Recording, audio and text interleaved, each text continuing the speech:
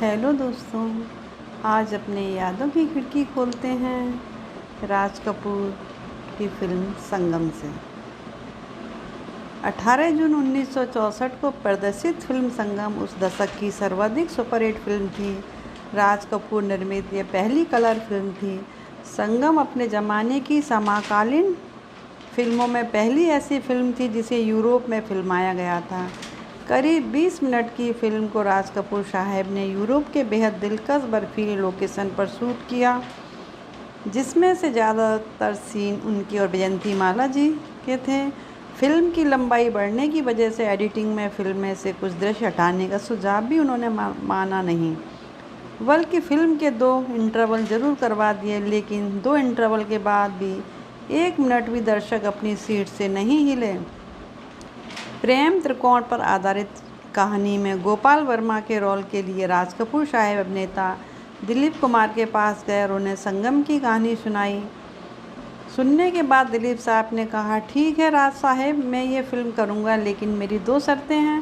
पहली ये कि फ़िल्म की फ़ाइनल एडिटिंग मैं खुद करूँगा, और दूसरी शर्त यह है कि आप फिल्म में सुंदर खन्ना वाला रोल नहीं करेंगे। अब ये राज कपूर साहब के लिए बड़ी अचंभे वाली बात थी कि अपनी ही पहली फिल्म रंगीन में वो काम ना करें। दरअसल कहा जाता है कि दिलीप कुमार साहब राजकुमार के साथ फिल्म करना ही नहीं चाहते थे, इसलिए उन्होंने ये बेढंगी शर्त रखी। वो जानते थे कि राज कपूर इन शर्तों को कभी भी नहीं मानेंगे। मायूस राज कपूर साहब ने देवानंद से गोपाल वर्मा के रोल के लिए संपर्क साधा, लेकिन देव साहब से भी बात नहीं बनी। आखिर में आकर राजेंद्र कुमार जी को गोपाल वर्मा के लिए फाइनल किया गया। कहते हैं कि प्रेम पत्रों की एक खूबी यह है कि ये राख हो जाते हैं पर कभी रद्दी नहीं होते। संगम फिल्म का एक गाना, मेरा प्रेम पत्र पढ़कर तुम नाराज़ नहीं होना, ज़बरदस्त हिट हुआ। इस गाने से जुड़ा रोचक तथ्य है कि गीतकार हसरत जयपुरी अपने युवावस्था में राधा नामक एक युवती से प्रेम किया करते थे और उन्होंने एक कविता लिखी थी जिसके बोल, ये मेरा प्रेम पत्र पढ़कर तुम नाराज़ नहीं होना। अलबत्ता वह इस पत्र को अपनी राधा को नहीं दे सके, लेकिन उनका खत गाने के रूप में फिल्म संगम में फिल्माया गया। फिल्म में रफ़ी साहब की आवाज़ में इकलौता गीत था। यही नहीं, इस चिट्ठी से जुड़ा जो प्रसंग फिल्म में दिखाया गया है वो वाकया कुछ यूँ था। राज कपूर साहब और नरगिस जी को एक पार्टी के लिए बाहर जाना था।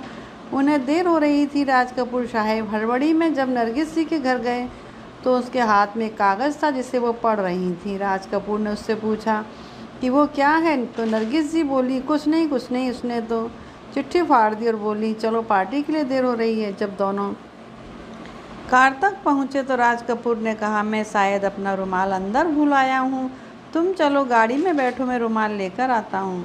वो वापस नरगिस जी के घर गए। तब तक नरगिस की नौकरानी ने सफाई करके टुकड़े कूड़ेदान में डाल दिए थे। राज कपूर साहब ने वो चिट्ठी के फटे कागज़ों को कूड़े की टोकरी से उठाकर अपनी जेब में रख लिया।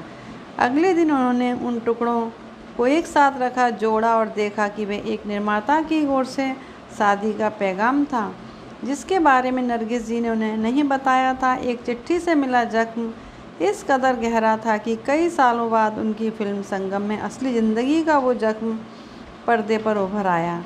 इस वाक्य को हूबहू जैसा हुआ था फिल्म संगम में रखा गया।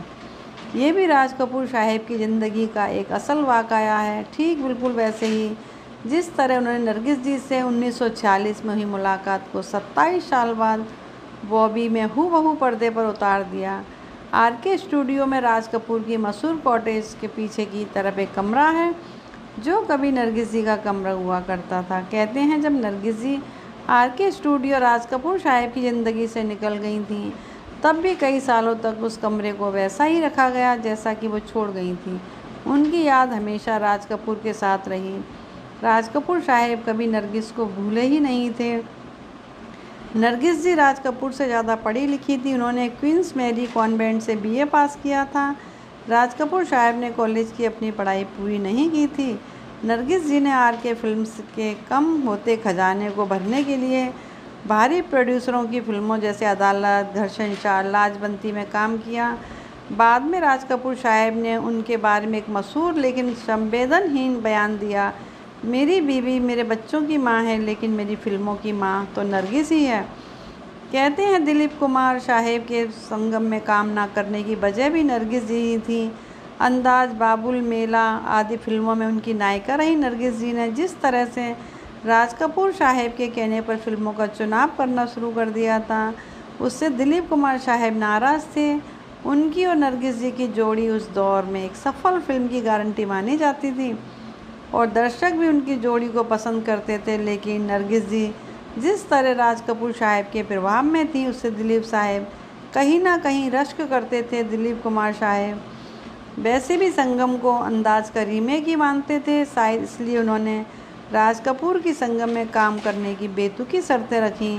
वो अच्छी तरह जानते थे कि राज साहब उनकी शर्तों को कभी नहीं मानेंगे, लेकिन फिल्मों में कड़ी स्पर्धा के बावजूद राज साहब और दिलीप कुमार एक दूसरे के लिए जान देते थे। दिलीप कुमार और उनकी दोस्ती पेशावर से ही कॉलेज के ज़माने की थी और दोनों ने जहाँ से भी हिंदी सिनेमा का महानायक बनने का सपना एक साथ देखा था और उसे साकार भी किया। धन्यवाद।